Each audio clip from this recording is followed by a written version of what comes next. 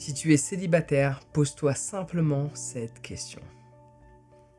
Si tu es célibataire depuis un petit moment et que tu te poses des questions du pourquoi, pose-toi juste cette question. Elle va t'apporter beaucoup de réponses. Et c'est une question que la plupart des célibataires ne se posent pas et pourtant, cette simple question fait toute la différence. Qu'est-ce que la personne que je veux veut? En d'autres termes, je reformule. Qu'est-ce que la personne que j'aimerais avoir dans ma vie veut comme personne dans sa vie? Et je peux te garantir que quand tu te poses cette question, tu remets le tout en perspective. Est-ce que la personne que j'aimerais avoir dans ma vie aimerait la personne que je suis aujourd'hui? Est-ce que la personne que j'aimerais avoir dans ma vie s'intéresserait à une personne comme moi? Est-ce que les traits de caractère de la personne que j'aimerais avoir dans ma vie apprécierait les traits de caractère que j'ai aujourd'hui?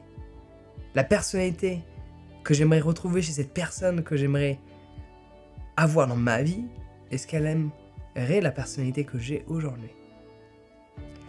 Se poser cette question se permet de se mettre à la place de l'autre, ce qu'on appelle avoir de l'empathie, se mettre à la place de l'autre et réaliser que, en fait, si j'étais la personne que je veux avoir dans ma vie, si j'étais cette personne-là, ben en fait, je serais peut-être pas intéressé par moi. Et à ce moment-là, le changement peut opérer. Parce que c'est ok de savoir ce que toi tu veux. C'est bien de savoir ce que toi tu veux. Mais qu'est-ce que la personne que tu veux? Ouais. Quand tu as la réponse à cette question, ta vie va se simplifier grandement et il y a une grande chance que tu sois plus célibataire très prochainement. Quel exemple je pourrais te donner? Tu vois, il y a des cultures qui se mélangent moins que d'autres, notamment les cultures asiatiques. C'est plus rare de voir des couples mixtes. Donc si tu vois, pour généraliser, une personne asiatique, avec quel type de personne elle voudrait être? Statistiquement, pas avec une personne qui a des cheveux comme moi. Ça veut pas dire que c'est pas possible, mais statistiquement, c'est plus compliqué. C'est pas ce qu'elle recherche.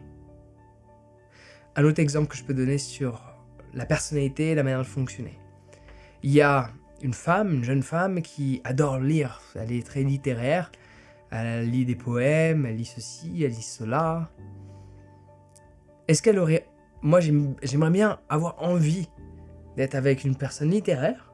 Mais admettons, moi, je suis quelqu'un qui écoute du rap et qui m'habille en jogging basket et qui va voir des matchs de foot tous les soirs. Est-ce que tu penses sincèrement que la personne qui va lire des bouquins tous les soirs dans son lit, lit des poèmes, lit des romans, a envie d'être avec une personnalité comme moi? Il y a peu de chance. Peut-être je me trompe, mais je ne pense pas. Qu'est-ce que la personne que je veux veut? Et parfois tu vas t'apercevoir que tu n'as pas besoin de changer. Parfois tu vas t'apercevoir que, ah tiens, j'aimerais bien une personne qui a tel caractère. Ah tiens, j'aimerais bien une personne qui a telle personnalité, telle passion. Allez, si je me mets à la place de cette personne, qu'est-ce qu'elle pourrait aimer? Ah tiens, elle pourrait très bien aimer. Admettons, je suis quelqu'un de sportif. Pour le coup, ça c'est vrai. Je cours dans les montagnes, je fais de la boxe tous les soirs, je fais du yoga, de la méditation tous les jours, je lis tous les jours. Ok, j'ai envie d'être avec une personne qui est sportive, admettons. Qu'est-ce que la personne qui est sportive veut? Est-ce qu'elle aimerait être avec quelqu'un qui regarde des films tous les soirs et fait pas de sport et est en surpoids, ou être quelqu'un qui est fit? De manière générale, c'est une personne qui prend soin d'elle, qui fait des efforts pour avoir une certaine condition physique, aime être avec quelqu'un qui lui ressemble cet aspect. Parfois on aime la différence, mais parfois dans certains aspects de la vie, on aime ce qui nous ressemble. Et l'aspect de faire du sport, c'est une valeur. C'est la valeur de fournir de l'effort. C'est la valeur de prendre soin de soi. Et donc c'est pas juste sur un aspect physique, c'est un aspect de valeur qui se manifeste dans le physique. Mais forcément, il y a plus de chances que cette personne ait envie d'être avec quelqu'un comme toi. Qu'est-ce que la personne que je veux veut? Se mettre à la place de l'autre. Quand tu as les réponses à ça, tu peux ajuster soit ta personnalité, ton comportement, ton caractère. Tu peux devenir quelqu'un de différent ou pas. La beauté des choses, c'est que tu as les réponses qui vont te faire avancer de célibataire à en relation prolongée. Ouais.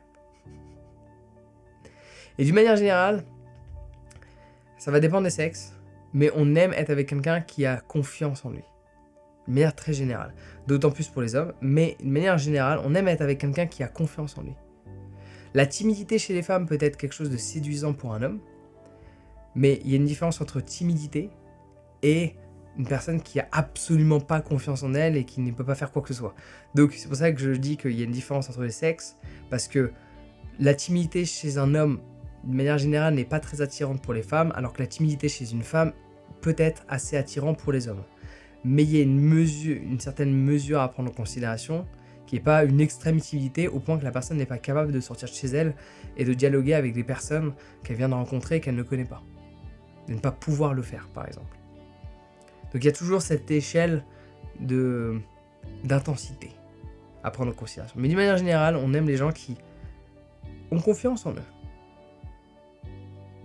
On peut ne pas aimer les gens qui sont arrogants, mais on aime les gens qui ont confiance en eux.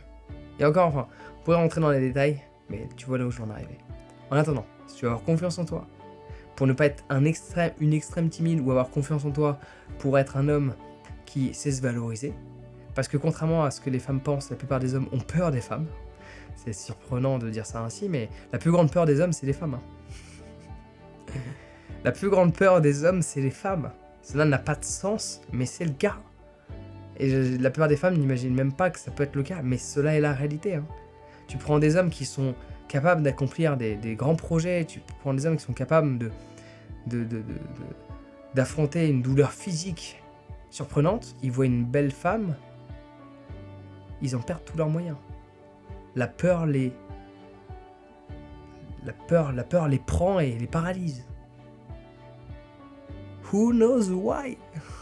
Ouais. Donc avoir confiance en soi va te permettre de changer ta vie, d'avoir des meilleures interactions, d'avoir des meilleures discussions et faire en sorte de ne plus être célibataire également.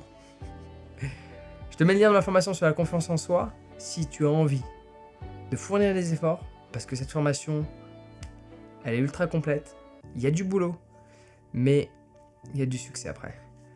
Sur ce, prends soin de toi et passe une excellente journée.